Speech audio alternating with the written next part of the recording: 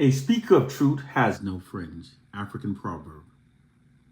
If the Bible is the only book that you read, then you are in fact a significant part of the problem we now face. True Black liberation will only be possible by elevating our mindset above a Bible written by our most notoriously deceitful and most ungodliest enemies. We must learn instead of the many hidden nefarious social science tactics that white oppressive forces secretly deploys to facilitate their ongoing long-term covert oppression of us. When the blatant oppressive tactics used in the past against the Black population became no longer socially acceptable with the changing times and eventually resulted in unprecedented unified Black protests, white oppressive forces started deploying covert social science tactics to facilitate their subjugation of Black people. We must learn of those social sciences and then develop our own counter strategies that are necessary in order to overcome them. Our core problem is that most within the Black population are totally unaware of the many nefarious social sciences that are being systematically deployed against us every day by white oppressive forces. Black people are the unknowing victims of the most elaborately organized and most insidious social science warfare in human history. And most are absolutely clueless of this fact. Social science is one of the branches of science devoted to the study of human behaviors, specifically how people interact with each other, behave, and develops as a society. It is used to steer society towards the objective of the ruling class. White social scientists and white propagandists constantly deploys nefarious social sciences against the Black population that serve the system of white supremacy. It utilizes information warfare against the collective minds of the Black population. The human mind is like a computer. No matter how efficient it may be, its reliability is only as great as the information fed into it. If it's possible to control the input into the human mind, then regardless of how intelligent people are, it's entirely possible to control what they will think. The white society exploits its monopoly over the input information that Black people receives to make us think and behave in ways that are against our own self-interest and that instead serves the white society. The supreme art of war is to subdue a targeted population without having them physically fight back. Deploying social sciences against Black people provides that for the white society. It in fact allows the white society to continue its subjugation of Black people while having millions of Black people remain totally unaware of it. Therefore, we do nothing about it. It's so sophisticated that it allows the white society to continue its subjugation of Black people while simultaneously manipulating Black people to perceive ourselves as being our own worst enemies. This is because social sciences are very covertly deployed. Unlike the past blatant racist subjugation tactics that Black people could easily recognize and identify and then unify ourselves against, subjugating Black people using social sciences is not easily recognized by most of its Black victims. Therefore, it allows the white society to continue covertly subjugating Black people without any Black resistance. And Black people's ignorance of these social sciences gives the white oppressors their greatest power over Black people. This is why those of us who know the truth must teach African proverb. The social sciences that the white society deploys against Black people are actually so obvious that it's only by not critically thinking that it cannot be seen. Therefore, I'm respectfully asking you to please do so. Critically think. Have you ever considered just how cartoonishly unrealistic it actually is that virtually all information that we receive about ourselves from the white society are consistently negative? Here's the social science behind doing so. In 1968, white social scientists hired by the Kerner Commission determined that Black unified protests could be significantly subdued by perpetually negatively distorting everything that Black people believes about ourselves. Doing so demoralizes us, divides us, and shifts Black collective aggressions away from the white oppressive society and redirects it against ourselves. Furthermore, it creates Black self-hatred and disunity, which attacks the core foundation of what bonds us as a people, and we can then be ruled over forever. A fact that's remained consistent throughout history is that the oppressor's depiction of the oppressed is never ever a true one. It's always falsely negatively distorted to serve the oppressor's nefarious hidden agendas against the oppressed. This fact has remained consistent throughout history and is still especially true now in regards to Black people living under white oppression. They keep us believing the fraudulent worst about ourselves because it's a nefarious controlled system that utilizes the immense power that shame has upon the human mind to mentally enslave millions of Black people. And those Black people that do not critically think never notices their mental change. Here's another social science that they're deploying against us. Have you ever wondered why is it that Black people learns more Black racially affirming facts from each other than we do so from within our white governed schools? Critically think a little deeper about that fact. Black students goes to school for 7 hours a day from the ages of 5 through 18. Yet in spite of all this time within those schools, we're learning more Black racially affirming facts from each other than we do so from within those schools. Most Black people have normalized this scenario, but there's nothing normal about it.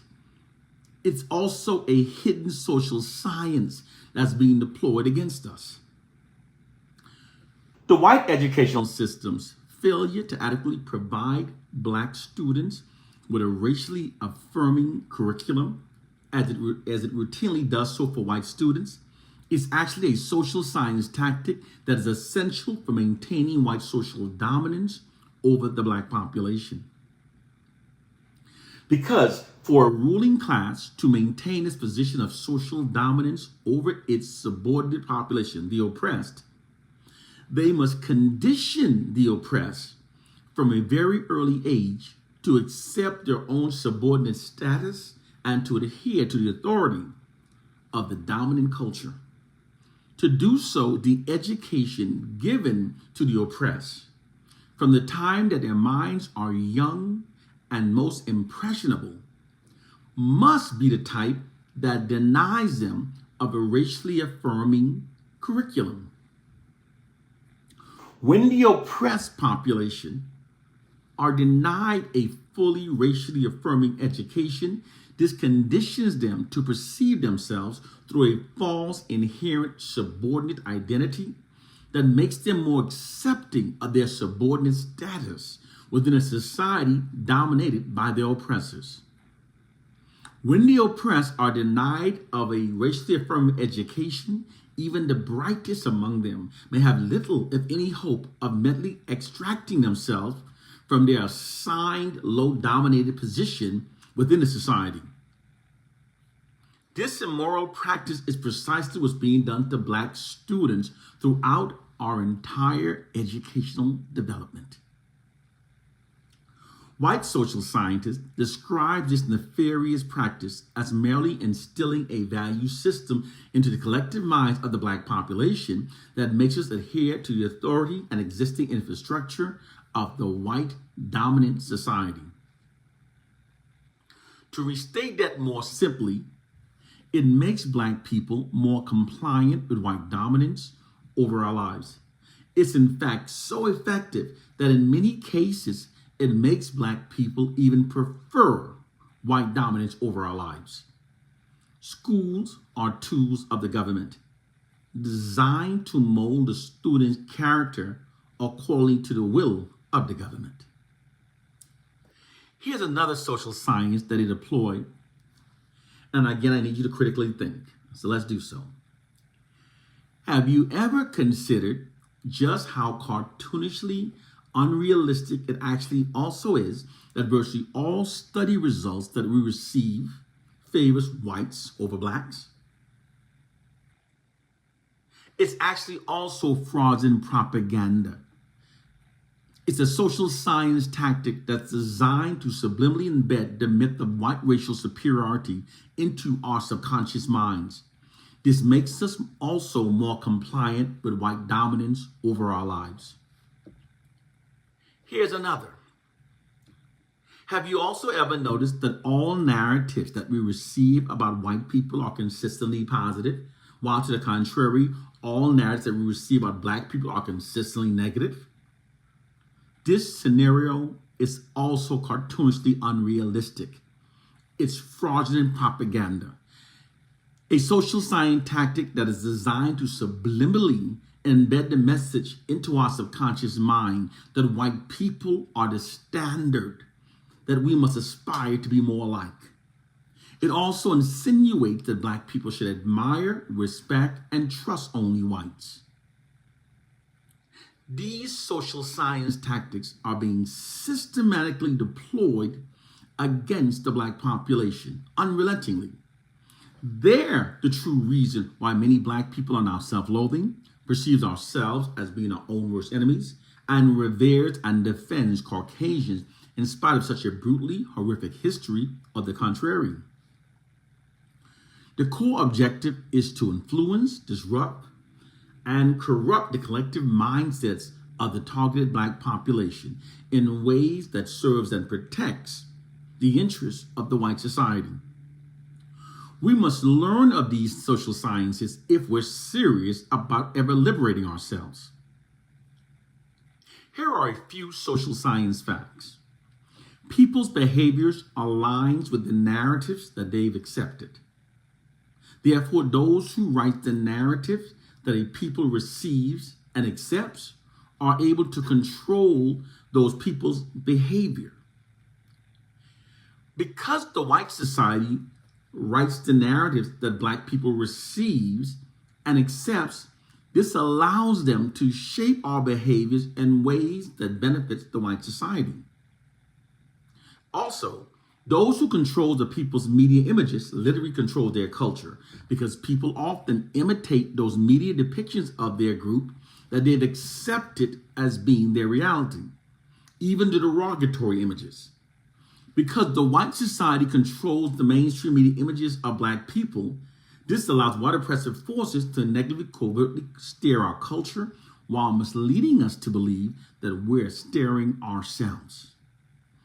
Because it's they that controls our media images, it's actually they that are telling us how black people are supposed to act and dress. This allows them to have millions of us acting like ghetto buffoons, dressing like sagging clowns, and ridiculously self-identifying ourselves by the N-word. This is not black scapegoating to absolve ourselves of our own responsibilities by wrongly blaming white people, as so many have been brainwashed to respond. It's the absolute truth. Our condition has nothing to do with a silly slave syndrome myth. Our collective condition are the results of hidden social sciences that white oppressive forces deploys against us unrelentingly and systematically. Willie Lynch is a myth that keeps our minds distracted from learning of these true social sciences. You know, often it's easier to fool people than it is to show them that they've been fooled. Therefore, I will prove that the Willie Lynch letter is totally BS. According to the Willie Lynch letter, black people have been programmed to never support each other. If that was true, how then did President Obama receive over 90% of the black vote twice? Also, according to the Willie Lynch letter, black people have been programmed to never unify. If that was true, how then that during the 1960s, African Americans implemented the most successful unified protests in U.S. history, and it still remains unrivaled by any other group? Clearly, we're not programmed to never support each other. These noted facts, and many, many more, totally destroys the Willie Lynch claim. Furthermore, that silly myth presents what would in fact be the least effective method used for controlling generations of people. True brainwashing requires a system that's being constantly reapplied and reinforced upon the minds of a targeted population in order to remain effective. If not, its brainwashing effect would lessen with each new generation as time moved on, not worsening as we've seen with our own people. The reason why our people have worsening because it's not our condition, has nothing to do with a silly slave syndrome myth. Our plight also has nothing to do with a Bible written by the most ungodliest people we've ever encountered. We must gain a clear, concise, and accurate understanding of our plight and condition in order to liberate ourselves. Because if our understandings of our plight and conditions remains flawed, then all of our liberating remedies and strategies that stem from those misunderstandings will remain flawed. Our plight and condition, the truth of our plight and condition, are the direct results. They are outcomes of nefarious hidden social sciences that what oppressive forces deploys against us unrelentingly and systematically. We must learn of these social sciences and then develop our own counter strategies to overcome them. This is the truth. Brothers and sisters, welcome to reality.